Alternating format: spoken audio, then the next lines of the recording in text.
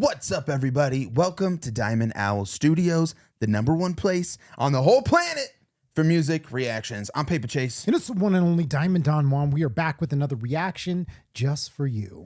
That's right. We are back. Cue the button. Finally got the soundboard that we've been saving up for. We just don't have it in our room. Yeah. Yeah. All right, guys. Today, what are we getting into? Can you rewind that? What's going on, Don? There we go. We have these taglines for a reason. We paid these, consultants to come up with taglines. Yeah. We paid them thousands of dollars to come up with $30,000. What's going on, Don? $30,000 we paid. So we got to use the tagline. Okay. Properly. Well, there you go. It cost us a lot of money. All right. So let's try it again. Okay. We're back.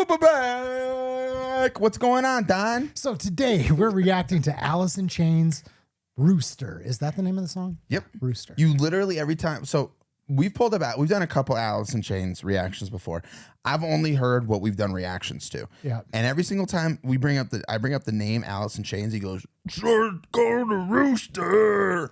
We come to snuff the rooster. Every single time. I've never heard it. And I was like, dude, we might as well just do this freaking song. Because I just sing that one part. That's what I think of when I think of Alice in Chains. It's like what I know of them. It's the only part of the song that I remember is the chorus.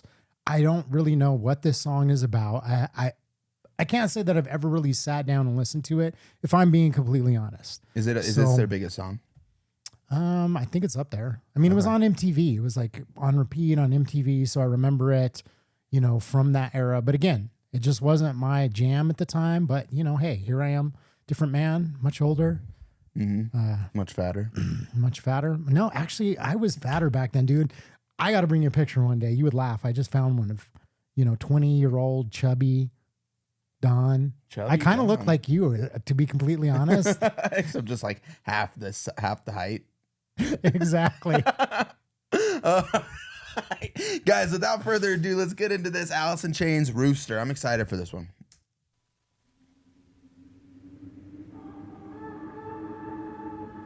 Papa and I never really talked about the war at all. I asked him about it one time. You got just about. That's the main thing. I remember we were sitting on the porch drinking beer at night. I think it was summertime or something, and I asked him a question. Sometimes you think, what the hell are we doing here, right? I'm watching my friends die. And he just said, that's dead. So let it lie. So let it be. It's a weird experience, okay? And it's a sad experience. And I just hope nobody else has to go through it. Yeah.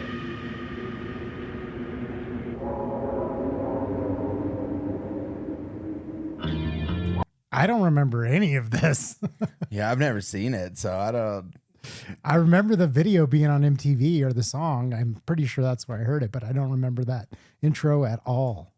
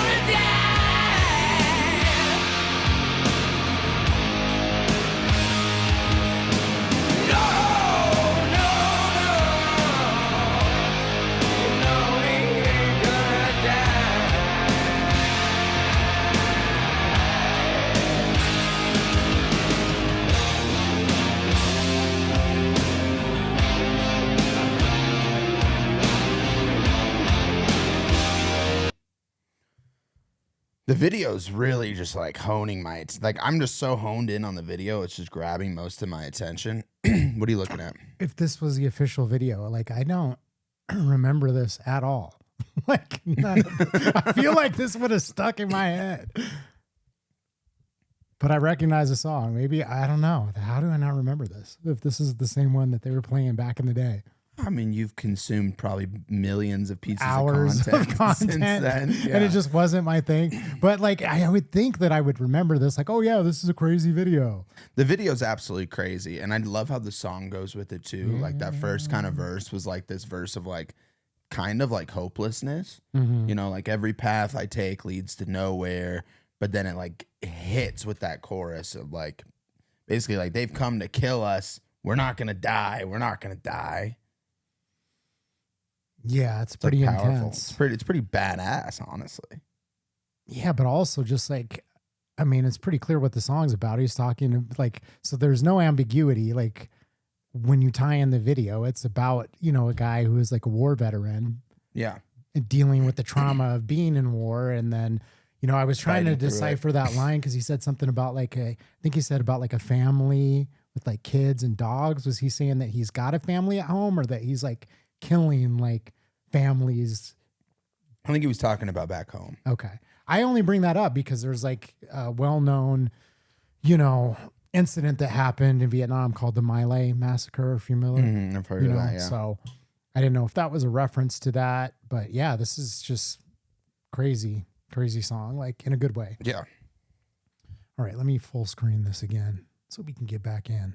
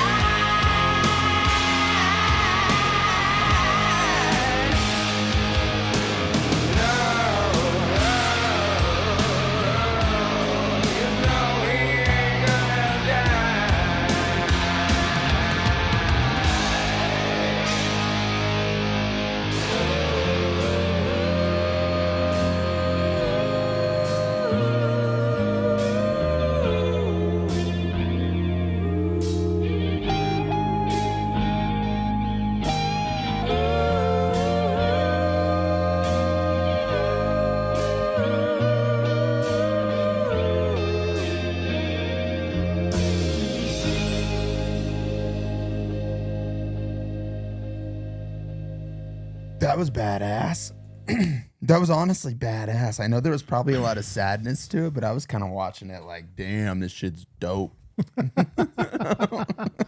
You're like, oh yeah, is he torturing a kid? Well, I mean, yeah, I know that was kind of messed up, but you know, we like war movies and stuff, and you know, I mean, there was an element of like badass to it, but I mean, it was dark. I mean, I thought it was extremely dark. I think it, you know, to me, it's very interesting because at the beginning part of it, where it's like the interview, and he said something about like, you know, war is like something I hope nobody ever has to do. Mm-hmm. And, you know, there's a part in the song where he said, you know, they spit on me back home. So like, I just took like the whole story as like this guy who's like thrown into this situation and literally fights like hell to make it through. He's fighting for survival. It's not about like, you know, whether, you know, he's watching it talks about like watching my friend take his last breath. Mm-hmm. And in that situation, it's like, it doesn't matter if he wants to be there or not. It's like, that's not a choice that he gets to have. He's like, literally, they've come to snuff the rooster. They're trying to kill me. The but only he ain't gonna choice die. he has is to make it through. Yeah, exactly. Yeah. It's just like at that point, just a matter of survival. And, you know, we grew up in a time where, you know, with the, you know, Iraq war and everything like that, we had an attack on American soil. So even though there was protesters and, you know, I am an anti-war person, or especially at that time, I was like very anti-war. Why are we invading Iraq? It's still like, the general stance is like they attacked us and these people are fighting for us and they're coming back as heroes. Mm-hmm. And at that time, there was a huge, you know, there was a draft. Exactly. Like a lot of those guys, they had no choice. Exactly. At all. And then they came back and they were spit on, they were baby killers. Demonized and Yeah. So it's like not only, I mean, it's one, we see that like now there's like some astronomical number. It's like 20, I think like 20 vets every like 2 minutes or something is like killing themselves. It's like the PTSD is off the charts, and that's when they're like accepted and honored for the most part and considered to be heroes. Yeah. And I, you know, I can only imagine, like, especially at that time, that was the like, you know, suck it up, dude, like era. Absolutely. You know? Yeah, it's crazy. I mean, yeah, I've never, you know, obviously I have vast opinions on different subjects when it comes to that, so we're not going to dive into it, but yeah, I mean that's hard, man, and especially like the Vietnam War, it was rough, man, you know, like nothing about my life can even possibly put me in a state of mind to have any idea of what they went through. All I can do is sit back and respect it.